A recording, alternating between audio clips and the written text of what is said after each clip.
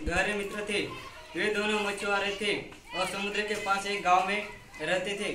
सुरेश की शादी हो चुकी थी और वह एक बच्चे का पिता था। रमेश अभी अविवाहित था।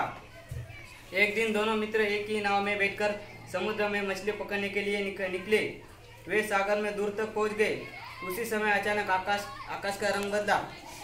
तूफानी हवा चल पड़ी और सागर में ऊंची ऊंची लहरें उछलने लगी। दोनों मित्र जिस नाव में बैठे थे वह पुरानी थी। तूफानी लहरों के साथ थपेड़े से वह टूट गई। उसका एक तख्ता अलग हो गया। दोनों मित्र उस तख्ते को पकड़कर किनारे पहुंचने की कोशिश करने लगे, पर वो तख्ता केवल एक ही आदमी का भार संभाल सकता था। दोनों को लगा कि इस तरह दोनों ही डूब जाएंगे।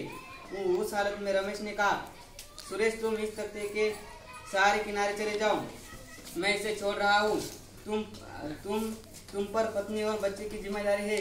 मेरी तो बस एक बूढ़ी माँ है, तुम मेरी माँ की देखभाल करना।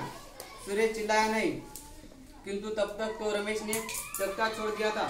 देखते देखते वो तूफानी लहरों में समा गया। सुरेश किसी तरह किनारे पहुंच गया। रमेश के बलिदान पर सारे गांव में शोक मनाया गया।